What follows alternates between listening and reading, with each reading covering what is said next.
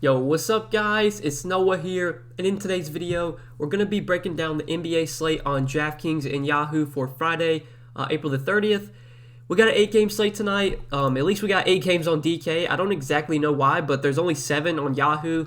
The 7 o'clock game between the Hawks and the Sixers is not a part of the Yahoo main slate for some reason, so 7-gamer on Yahoo, 8-gamer on DK. As always, guys, we're going to go game by game, talk about each team on this slate. I'll give you guys my early thoughts, what does stand out to me looking at each team, just what stands out to me looking at this slate the night before. So before we do get started with the breakdown, as always, guys, I would appreciate it if you would click that like button down below. And if you are new to the channel here, be sure to click that subscribe button as well. Also hit the notification bell so that way you do get notified every time I upload. You also do get notified every time I live stream. Once again, I should be live Friday afternoon around 4:30 Eastern time. If you guys do want to come and hang out in the live stream, we'll talk through tonight's slate, answer any questions you guys have. As always, if any news comes out during the day that changes things, I'll be sure to touch on that on the live stream. Just give you guys my updated thoughts on the slate. So be sure to tune into that in the afternoon. But yeah, best of luck on this slate, guys. Hit that like button, hit that subscribe button. Let's go ahead and take a look at this first game of the night. So we got Atlanta and Philadelphia. Like I said, this game is not a part of the Yahoo main slate for some reason, but it is on DK. So starting off on the Atlanta side, looking at the Hawks here, it's really tough to break down this Hawks team right now because basically their whole team is questionable. Trae Young, Clint Capella, Bogdanovic are all questionable.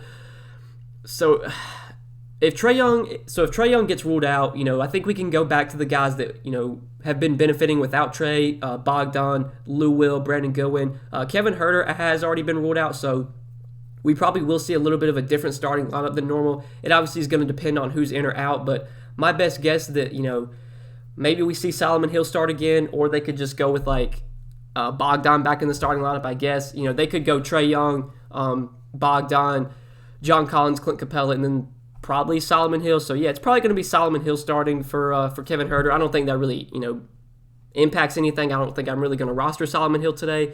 But on these, talking about these injuries, if Trae's out, we can look to Lou Will, we can look to Brandon Goodwin. If Trae plays, then I'm off those guys. I'm off Bogdanovic as well. Really, if Trae's in, I don't like a ton from Atlanta. If Clint Capella's out though, then we can look to John Collins at 7,300. We could look to Onnie Okongwu for 3,900. Both those guys would be viable options. I would definitely have a lot of interest in Collins because he does get a pretty nice boost whenever Clint Capella's out. Just gets more rebounding opportunity. He's just a more productive player when he gets minutes at center, and he should get some time at center whenever Okongwu's not on the floor. Okongwu's super cheap though, and I would assume that he would start in the case that Capella were to get ruled out. Now this is a pretty brutal matchup against the Sixers. If he has to go up against Joel Embiid, this will be a pretty tough spot for Okongwu, but he's a relatively productive player when he does get minutes. He's 3,900. Would definitely be in play for value. But right now, man, it's really tough to break down this Atlanta team until we get news on Trae, Capella, and Bogdan. If all these guys play, I just don't think I'm really going to roster any Atlanta guys today. But if some of these guys do get ruled out, then we can look to, the guys that I mentioned. Like if Trae and Bogdan are out, I think we can look to Brandon Goodwin. We can look to Lou Will. Even though Goodwin killed me last slate, I would definitely be interested in him at 4,500. Again, if Trae and Bogdan are out. Lou Will as well we could look to. But yeah, moving on to the Philadelphia side, looking at the Sixers here, I really don't like much from the Sixers. You have Joel Embiid at 10,200. Sure, you could roster him on this slate, but I think there's some other guys I'd rather play. Like I'd rather play Westbrook. I think I'd rather play, either Kyrie or KD, whichever ones actually play today. We'll have to talk about that when we get there. If Giannis plays today, I think I'd rather get to him over Embiid. So I don't think I'm going to pay up for Embiid today. Ben Simmons, Tobias Harris, I rarely play, especially when Embiid is healthy. Ben Simmons at 7,500. Sure, could give you a good game at this price, but, good luck guessing when that's going to happen. Obviously, these guys, lost a ton of minutes last game because of the blowout, but I just don't really want to play Harris or Simmons today. If I was going to play anyone on Philadelphia, it would be Joel Embiid. But if I'm just playing one lineup today, I don't think Embiid's going to be, a guy that I really get to. So we can go ahead and move on to the next game, talk about San Antonio and Boston. So on San Antonio today, looking at the Spurs here, there really isn't much I like from San Antonio. Dejounte Murray is 7,500. I think we can go to just because without Derek White, who's out again, I think that does definitely benefit Dejounte Murray. He did play 36 minutes last game when Derek White was out. Had a really good game, 56 Draftkings points, had a triple-double. His upside is definitely a little bit higher when you do take White off the floor. Now, am I expecting 50-plus DK points from him again? No, but if he's going to play like mid to high 30s minutes we know Dejounte Murray does have 50-point upside. So at 7,500, if I had to roster a Spur today, it would be Dejounte Murray. In terms of value, a guy like Lonnie Walker we could maybe consider for value. He did play 29 minutes off the bench. They went with Devin Vassell in the starting lineup, but Devin Vassell didn't really play a ton. They obviously preferred to go with Walker there, over Vassell. So even if Lonnie Walker comes off the bench again, we might get like 25, 30 minutes from him with Derek White out. For 3,700, he's an okay value play. Doesn't give you a ton of upside, but is viable at least. But I would say that Dejounte Murray is the guy that I really do like the most from San Antonio. Now on the Boston side, I don't see a ton that I really like from Boston today. Kemba Walker is expected to be out again. I do believe that he's doubtful. So, with Kemba out, that gives a boost to Jason Tatum. That gives a boost to Jaylen Brown. But they've kind of both been priced up to reflect Kemba being out. Tatum is almost 10K. He's 9,800. Obviously, he can still go out there and put up a good score for this price tag. How likely is it, though, that he puts up, a 60 burger against the Spurs? I don't think it's that likely. Like, this doesn't feel like a matchup where I really want to be going out of my way to play Tatum. Tatum was pretty low owned on the last slate. I think he should be low owned again. So if you want to play him in tournaments for the ownership, I think that's fine. Jaylen Brown had a really good game as well. He had 57 DK points in 37 minutes. Clearly, these are the two guys that give you the most upside from Boston whenever Kemba Walker is out. So if I was going to play a Celtic today, it would be either Tatum or Brown. Marcus Smart, Evan Fournier, I don't really like at their price points. Peyton Pritchard, I think benefits without Kemba Walker, but do I want to pay $4,300 for Pritchard? Probably not. I think he really benefited in that OKC game because Tatum was out then. Now that Tatum's back, now that Smart's back, they still have Jaylen Brown healthy. We'll probably get like 25 minutes, 30 minutes from Pritchard, but is he going to be productive enough to give you a good score at this price? Probably not. Like, he's most likely going to play 25 to 30 minutes and score 22, 24 DK points, which is okay at 4,300, but obviously I don't think Pritchard's going to be someone you really need today. It's very unlikely that he repeats that performance against OKC. They don't rely on him as much here now that they have Tatum back. I think one of the reasons you saw such a good game from Pritchard was because they needed scoring because Tatum was out then. They didn't have Kemba. Now that Tatum's in there, now they have Marcus Smart. Like, I just don't think Pritchard's a high upside option really. So, and we've seen, whenever like Tatum's healthy, whenever Jaylen Brown's healthy, like Peyton Pritchard just doesn't offer a ton of upside. He really benefits whenever, one of those two guys are out along with Kemba, which was the case against OKC. But obviously that won't be the case today. So really for me, from Boston, it's Jason Tatum, it's Jaylen Brown, probably nothing else on the Celtics. Moving on to the next game, though, we got the Wizards and the Cavs. So on the Wizards today, Russell Westbrook at 11K. This dude, I play him every slate. It feels like I feel like I've played Westbrook basically like every slate these last 10 or 11 days. I mean, the dude just goes out there and crushes every night. Gives you triple-double upside. Obviously, that Cleveland game was his one bad game that he's had in what feels like months. I mean, Westbrook's just literally been so consistent. Even on his bad nights, he's still giving you 50, 55 DK points. He's playing massive minutes. I mean, he's going to play nearly 40 minutes if this game is close. The Wizards are fighting to get into the playoffs. They want to get into that play-in tournament. So at 11K, I think Westbrook is probably my favorite stud option again, usually as he always is. I like him a lot on Yahoo as well. There's some other studs we'll talk about that are severely underpriced, specifically Anthony Davis. He remains too cheap on Yahoo, but if you want to pay it for Westbrook, I think $56, there's probably going to be some value that opens up as the day goes on. Westbrook would be a guy I would definitely want to get in on Yahoo as well if I can. But for now, I'm just going to plug him in on DK. Outside of Westbrook, though, I don't really like any other Wizards. None of them really stand out to me. Like, this is normally a team I don't roster guys from outside of the two studs, Westbrook and Beal. And Beal at his price tag, I just don't really like that much. I think Beal was a good play when he was like 8,500, when he was 9K. Now that he's 9,800, I mean, you need nearly 60 DK points from Beal for him to be a guy that you kind of have to have at this price tag. And he's really unlikely to put up that kind of performance.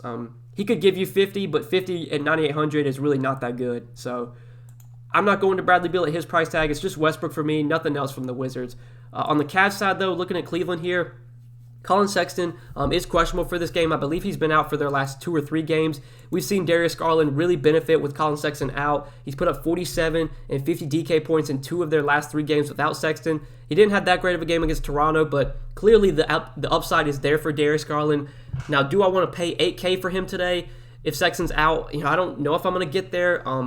It's tough to really pay this price tag for Garland, but obviously, he has the upside. $29 on Yahoo, I think I'd be more likely to play Garland there. But if Colin Sexton is in, if Colin Sexton plays, I'm not going to play Garland. Probably not going to go to Sexton either. Really, I don't like much from the Cavs if Sexton's in. If Sexton's out, though, you could play Darius Garland, I guess. Jared Allen you could go to as well, but there's other centers I prefer over Jared Allen today. Jetty Osman, I mean, now that his price is up to where it is, even if Sexton's out again, I don't really like Jetty Osman at 5,400. Osman was a really good play when he was like 3,500, 3,800. Now that he's above 5K, I mean, his upside for that price point is just not nearly as high. So, yeah, it's just Garland for me if Sexton's out. If Sexton plays, I really don't like that much from the Cavs, even though it's a good matchup against Washington. Just not a team I have much interest in today. So, moving on to the next game, talking about Portland and Brooklyn. So, on the Portland side, you got Damian Lillard, you got CJ McCollum at the top. Good matchup here against Brooklyn. Definitely a spot where these guys have upside. Lillard at 9,200 does continue to feel too cheap. He really hasn't put up a big game in a while, though. I mean, we haven't seen Lillard go for 50 DK points or more in 5 straight games. Could he go out there and just crush, though, against this Brooklyn team? He absolutely could. Lillard, I think, makes for an intriguing tournament option. I don't know if he's going to be a guy that I'd get to like in cash games or in my main lineup. But in tournaments, he should have relatively low ownership on this slate. Definitely an intriguing GPP play. I think I would rather play him over CJ McCollum. But Yusuf Nurkic is the guy that I really like from Portland.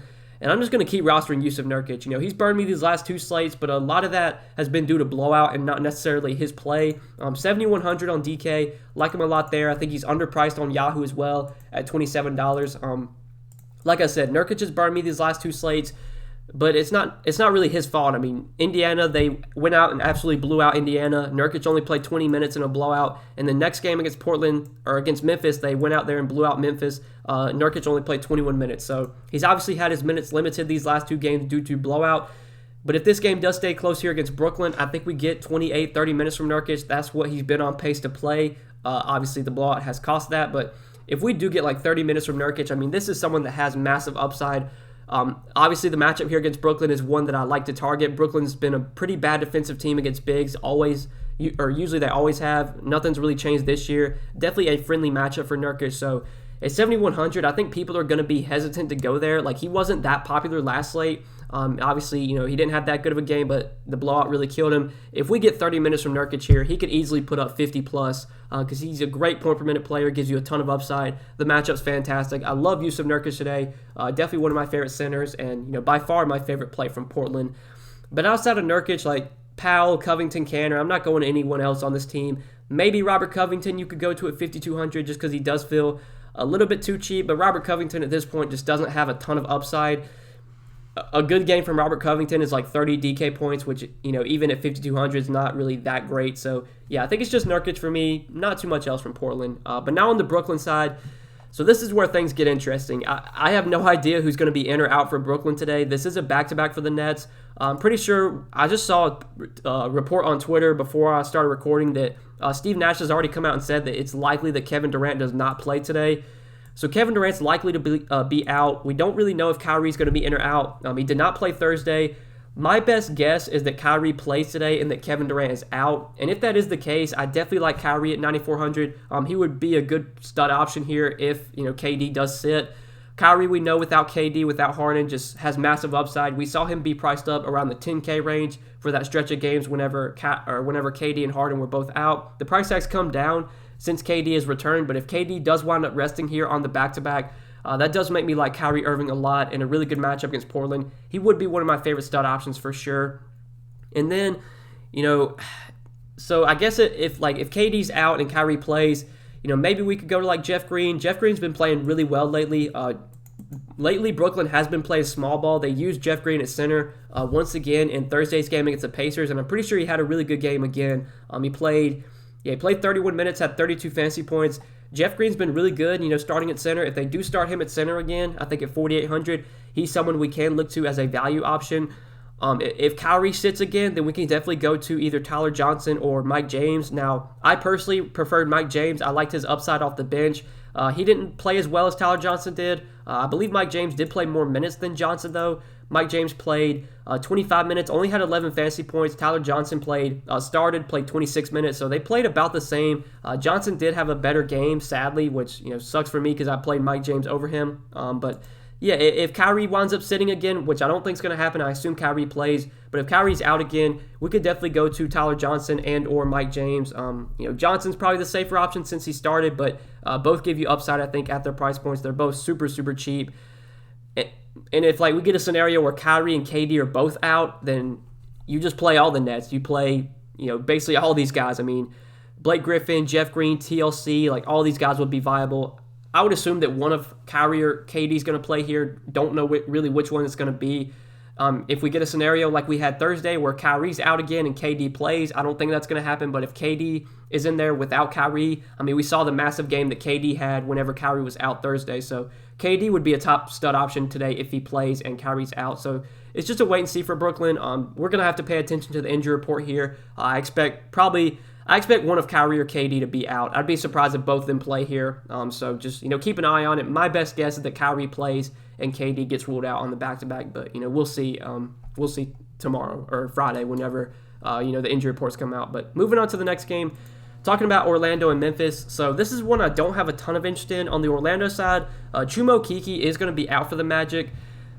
I guess that impacts a little bit. I don't exactly know what the Magic are going to do with their starting lineup. My best guess is that they probably just slide James Ennis down to power forward and then move Dwayne Bacon into the starting lineup. So they'll probably start Cole Anthony, Gary Harris, Dwayne Bacon, James Ennis, and Wendell Carter.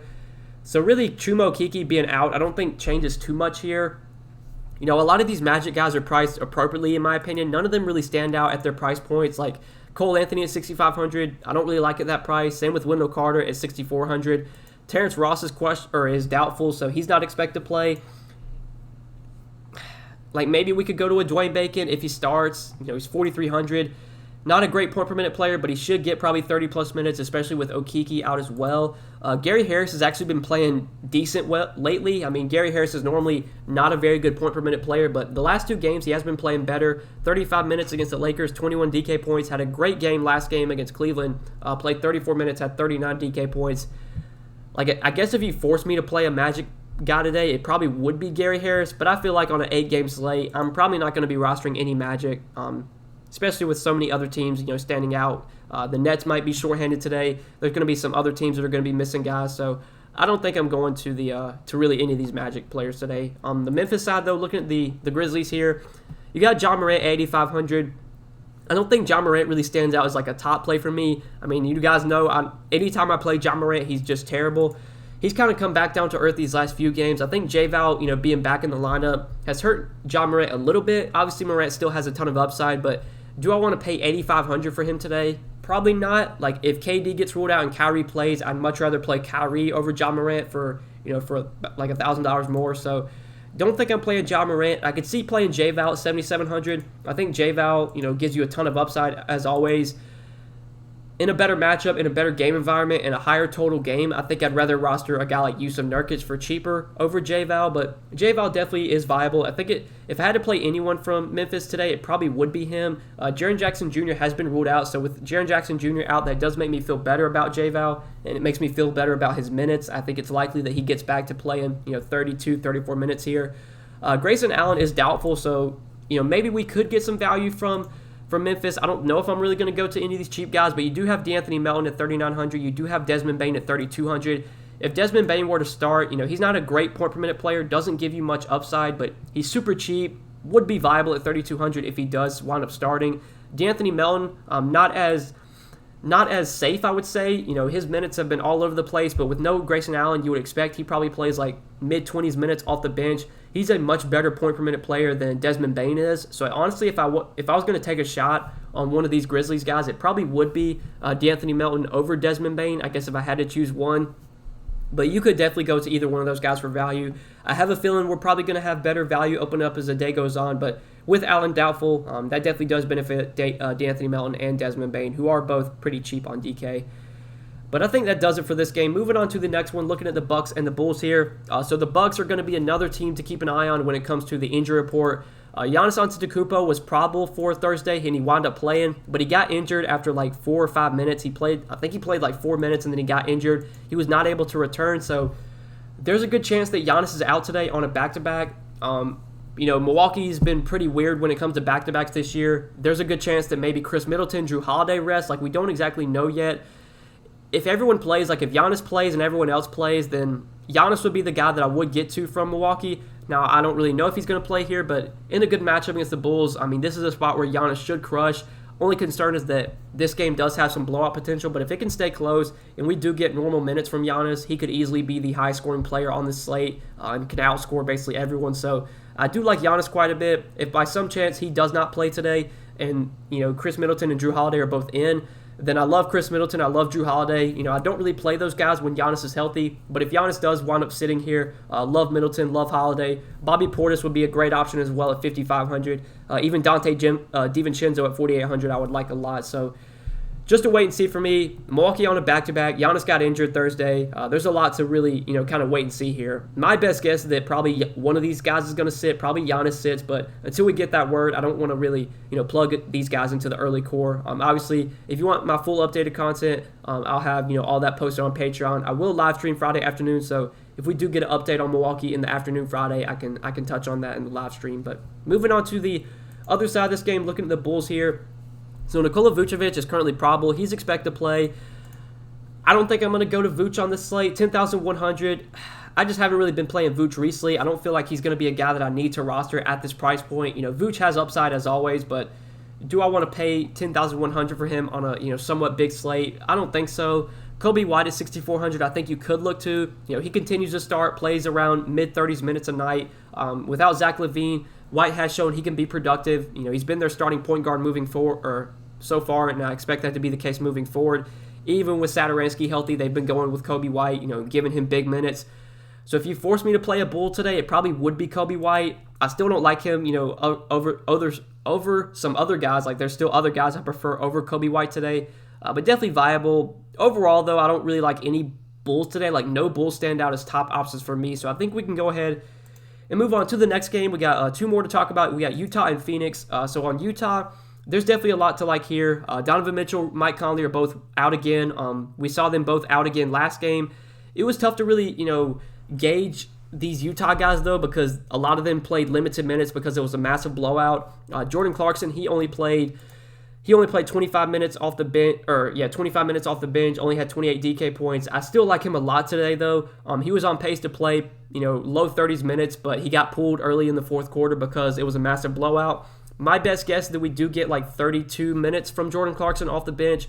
Should be very productive without, Donovan Mitchell, without Mike Conley. Should get a lot of usage. Should take a ton of shots. He took 14 shots in 25 minutes last game. The matchup here against Phoenix is not great, but I still think Jordan Clarkson gives you plenty of upside at 7,300, and I like him a lot on Yahoo. He looks a lot more affordable there. Definitely stands out as a top option on Yahoo at only $24. Really like Jordan Clarkson there. And then Joe Ingles as well, 7K. Love Joe Ingles today. He started at point guard, only played 24 minutes. Again, he lost minutes due to blowout, but with him starting at point guard, I think that definitely benefits him. He did have 7 assists last game, only 26 DK points, but if he would have played his normal minutes, he was very likely to score probably close to 40 DK points, if not more than that. Joe Ingles is someone that does have pretty big upside. You wouldn't think of Joe Ingles as being a really high upside player, but when this guy does get the minutes, when he has the ball in his hands, which is going to be the case today, he definitely can give you 40, 45 DK points.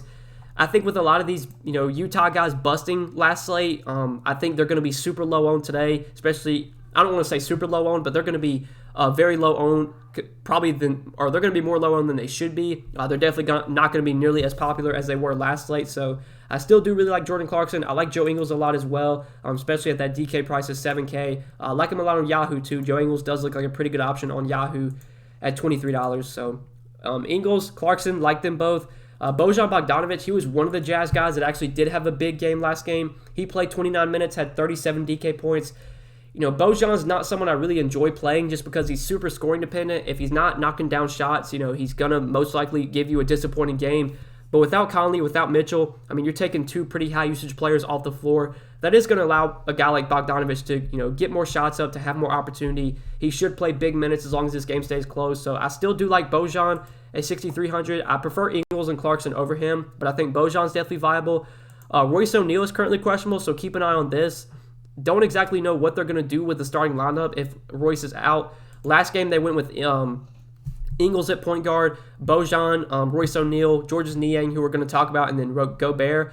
If Royce were to sit, I'd assume that probably Clarkson would just move into the starting lineup, but I guess they could go with like a Brantley. I don't really know. I would assume that Clarkson would probably just move into the starting lineup then if Royce is out. which would make me like Clarkson a little bit more. But Georges Niang, I think, is the guy we do need to talk about. 3,400 on DK, super cheap. He's super cheap on Yahoo as well, minimum salary. In my opinion, he's one of the best value plays right now. Obviously, more value could open up as the day goes on, but I do really like Georges Niang here. He did start, which was kind of surprising. I thought they were going to start Clarkson at point guard, but they decided to go with Ingles at point guard. Georges Niang moved into the starting lineup, and he played pretty well. Played 26 minutes, had 31 DK points. Niang's been a relatively productive player this year when he does get minutes. He did make a spot start earlier this season. I can't remember which game it was. I think it was this OKC game. He started that game, played 34 minutes, had 38 DK points. When he gets minutes, he can produce. And at 3,400, if he's going to start and play anywhere near 30 minutes, I think Georges Niang is a top value play today. He's a guy that I like a ton on both sides. So for me, there's a lot to like from Utah. Clarkson, Ingles, Bojan, I still have a lot of interest in. I think Georges Niang looks like a great value play today. I still like a lot from this Utah team. Even though the matchup's not great against Phoenix, if we get normal minutes from these guys, they are very likely to give you good scores at their price points. Obviously, the blowout killed them. They didn't play a ton of minutes last game because of the blowout, but I don't think that's going to be the case today. I would assume that this game against Phoenix does wind up staying close. So, like a lot of these Utah guys, not as much interest, though, on the Phoenix side. You know, Chris Paul, Devin Booker, I figure just low on contrarian options. Neither one stand out as top plays to me. I'd much rather roster the Utah guards over Booker and Paul. DeAndre Ayton is 6,500 against Rudy Gobert. Tough matchup. I don't think I'm going to go to Ayton today. You know, I'd much rather roster a guy like Yusuf Nurkic in a great matchup. And, you know, Nurkic is a better point per minute player anyway. So, really for me, there's not much I like from Phoenix. Mikal Bridges has been playing a ton of minutes. He's played at least 40 minutes in 2 straight games. He's been relatively productive as well. I think he has benefited with, you know, Jay Crowder and Dario Saric both out.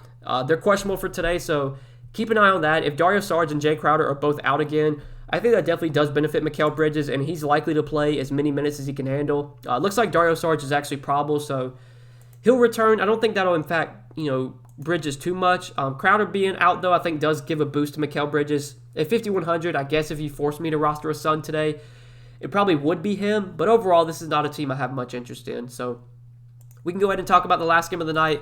We got the Kings and the Lakers. On the Kings side, we know Harrison Barnes, De'Aaron Fox are both going to remain out. Last game with Harrison Barnes out, the Kings did decide to start Chimezie Metu. Metu, once again on Draftkings, is super cheap, 3,600. Now, he did not have that great of a game last game. He only played, only had 19 DK points, but he did play 34 minutes, which was great to see. I'm pretty sure he played in the blowout as well. Metu's a guy that I like a lot for value here. You know, this Kings team is not that great right now. Obviously, missing their best player in De'Aaron Fox, missing a good player in Harrison Barnes. This is going to be a team that probably does get blown out a good amount, but even if the game blows out, as we saw last game, like Metu's still going to play in a blowout. I feel confident that he gets monster minutes regardless. So at 3,600, if he's going to play anywhere near 30-plus minutes, I mean, he does stand out as a pretty decent value play. I know he didn't have that good of a game last game, but the minutes are going to be there, and that's really all that we can ask for when you get someone this cheap. You know, as the day goes on, we might get better value that opens up, but for now, I do like Chimezie Metu as a value play, assuming that he does start again in place of Harrison Barnes. And then you have Halliburton, you have Buddy Hield. You know, at their price points, I don't think either one stand out as like top plays for me. Buddy Hield, I do like a good amount on Yahoo. I think he looks like a decent option there. If you want to play Buddy Hield at $23, I think you can definitely go to him on Yahoo, or $24. I think he looks pretty appealing there. But overall, my main interest from the Kings today is going to be with a guy like Metu. DeLon Wright off the bench. He wound up playing 26 minutes last game. I don't think he played in the blowout, so he probably would have played more had the game stayed close. Terrence Davis wound up playing 20 minutes. You know, I assume that Metu's going to be the guy that really gets a lot of Harrison Barnes' minutes, but you know, you should see a few more minutes for Davis, a few more minutes for Rice or for Wright. Neither one though stand out to me. My main interest in this game is coming from the value side with a guy like Metu. Harkless should benefit without Harrison Barnes, but Mo Harkless just not really a high upside option. I'd rather play Metu for a little bit cheaper. So I think that's where my main interest is coming from on this Kings team. Now looking at the Lakers side, talking about LA here, Anthony Davis we have at the top for 9,100. I do have some interest in Anthony Davis today. 9,100 is too cheap for him in my opinion with LeBron out. You know, Anthony Davis, whenever LeBron sits, is a guy that should be priced above 10K. Obviously, since he's come back from injury, he really hasn't been that great on a point-per-minute basis, but he did look a little bit better last game against the Wizards. He played 31 minutes again and had 44 DK points. We know Anthony Davis has monster upside. This is a guy that obviously is a great point-per-minute player, a high-usage player, someone that can just go out there and stuff the stat sheet any night. Gets another really good matchup today against the Kings. You know, Davis wasn't really someone I considered on DraftKings last slate, but I think today he does look like a decent pay-up option now. There might be some guys I'll put ahead of him, like if KD's out and Kyrie plays, I'd rather play Kyrie. I think I'd probably rather play Giannis if he's in, but I think AD does look like a good option, assuming that we get, you know, or assuming we continue to get like mid to low 30s minutes from him, you know, 32, 34 minutes. AD can give us 50 plus DK points in 32, 34 minutes, you know, in a good matchup against the Kings without LeBron. So definitely like Anthony Davis. On Yahoo, again, he looks like one of the best plays on the slate. He was like 60% owned on Yahoo last slate. He was like 60% owned the day before that. You basically had to have him last slate. He was $26. He put up 47 fantasy points. His price went up to $31, but again, like you compare his price points to other guys, he's the same price tag. Let's see. Like Anthony Davis on Yahoo is the same price tag as Dejounte Murray. He's the same price tag as Jonas Valanciunas. He's the same price tag as Chris Paul. Like I don't know how you get away from Anthony Davis. He's a lot for me on Yahoo. One of the best plays on the slate. He's a free square. You just play him and move on. There's no reason Anthony Davis should be as cheap as he is on Yahoo right now. So love him once again. Top play for me over there. But outside of Anthony Davis, I think Drummond and SCHRODER are good tournament plays. I don't know if I'm going to get to either one of them in my main lineup today, but you know, Drummond's still been playing pretty well even with Anthony Davis in the lineup. You know, he only played 20 minutes last game, but he was really productive, did have 38 DK points in that time. I'm fine with Drummond here in a good matchup. Same with Dennis Schroeder. Schroeder kind of came back down to earth last game, only had 30 DK points, but in a good matchup, in a pace-up spot against the Kings, you know, Schroeder could easily give you 40, 45 DK points. He has been playing a ton of minutes lately, which is great to see. He's likely to play 36, 38 minutes if this game does stay close. So I don't mind Dennis Schroeder. I don't mind Andre Drummond either, but I think the main priority for me on the Lakers is Anthony Davis, especially on Yahoo. Anthony Davis, just way too cheap there, is a top option for me on Yahoo. Still like him on DK, though, as well. But that does it for all 8 games today, guys. Appreciate you watching the video as always. If you did enjoy, be sure to hit that like button down below before you do get out of here, and hit that subscribe button as well. Also, click the notification bell so that way you do get notified every time I upload. You also do get notified every time I live stream. Once again, Friday afternoon, I will be live around 4:30 Eastern Time. If you guys do want to come in, hang out, talk through the slate, you know, I can answer all your questions as always. We can break down everything once again in the live stream on Friday, and also hit on any news that comes out during the day. So be sure to tune into that. Best of luck on the slate, though, guys. Appreciate you watching as always. Good luck. We'll see you in the next one.